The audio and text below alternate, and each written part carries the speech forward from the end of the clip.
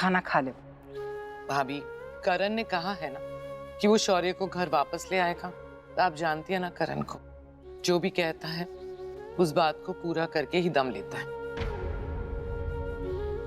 ले आएगा शौर्य को, आप खाना खा लीजिए। करीना ठीक कह रही है, वो ले आएगा उसे, तू खाना खा ले। मम्मी जी प्लीज, आप लोग जिद मत कीजिए, मैं नहीं खाऊंगी। अरे जिद हम कर रहे हैं या तुम कर रही हो? बच्चों की तरह जिद कर रही हो। खाना नहीं खाओगी तो बीमार हो जाओगी, ऐसे मत करो।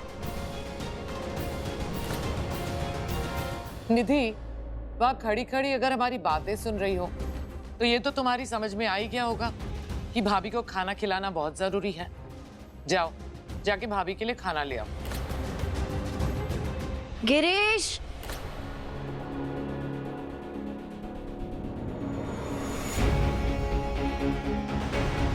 ये करीना बुआ भी ना कुछ ज्यादा ही बोलती है। इन्हें तो सबक सिखाना ही होगा। I won't spare her for this. अगर करण ने जाते जाते मुझे अपनी मॉम का ख्याल रखने नहीं कहा होता ना, तो अब भी इन सबको मुंह तोड़ जवाब देती।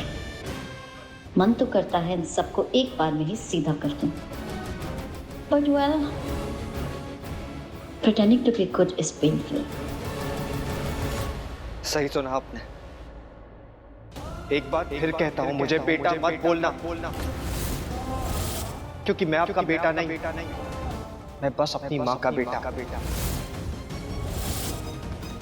राजवीर, कैसी बातें कर रहे हो तुम? देखो, मैं यहाँ पर तुम्हें बेटा बनाने नहीं आया।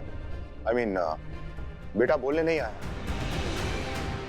लेकिन एक बात करने का तरीका होता है कि जो भी तुम्हारे बच्चों की उम्र के होते हैं ना, बेटा या बेटी कहकर बुलाया जाता है। That's it. It's as simple as that.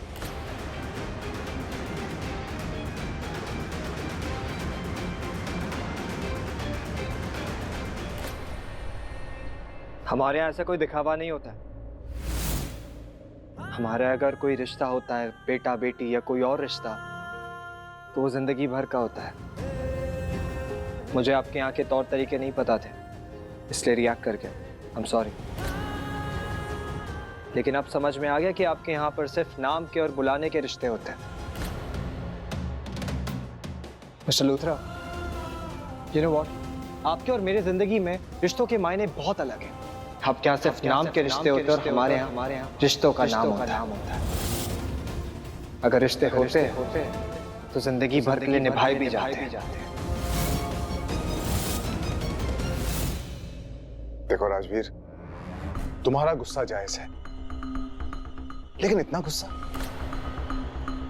बस का एक्सीडेंट हुआ, लेकिन भगवान की कृपा से किसी की जान नहीं गई। लोगों को चोट आई है, लेकिन कोई बहुत बड़ा नुकसान नहीं हुआ। और मैं मानता हूं कि शौर्य ने गलती की है, और मैं यहाँ पर उसकी वकालत करने नहीं आया।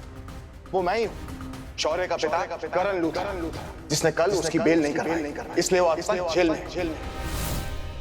क्योंकि मेरा ये मानना है कि अगर किसी इंसान ने गलती की है तो उसको उसकी सजा मिलनी चाहिए। अगर आपको पता है कि आपके बेटे ने गलती की है तो आप यहाँ पर क्यों आए? अगर आप उसे सही गलत का ज्ञान सिखा देते तो आज ये नौबत आती ही नहीं। आज आपको दर दर भटकना ही नहीं पड़ता, जेल के चक्कर नहीं काटने पड़ते आपको। मेरे परिवार ने मुझे सही गलत का फर्क सिखाया है। और आपको पता भी है, जब बस का एक्सीडेंट हुआ था तो मेरी माँ की जान खतरे पे आ गई थी। माँ की?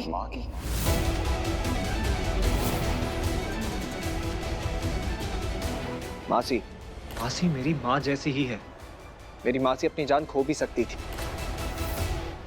देखिए, आपने अपने बेटे को तो कुछ नहीं सिखाया, लेकिन जब तक मैं आपके बेटे को सबक नहीं सिखा देता, मैं उसे जेल से बाहर आने नहीं। प्लीज, तुम मेरे खानदान की बहुत बेइज्जती कर रहे हो। Please stop it. मैं आपके खानदान की कोई बेइज्जती नहीं कर रहा हूं। अगर आपके बेटे ने गलती की है तो गलती आपकी भी है। मुझे ये मत सिखाओ कि गलती किसकी है और किसकी नहीं है। सुधारा उसे जाता है जिसने गलती की हो। इसका मतलब आपने माना ना कि आपके बेटे की गलती है? मैंने कहा ना, मुझे पता है कि मेरे बेटे की गलती है। तो आप उसे बिना सजा दिलाए क्यों जेल से निकालना चाहते हैं? अपनी माँ के लिए।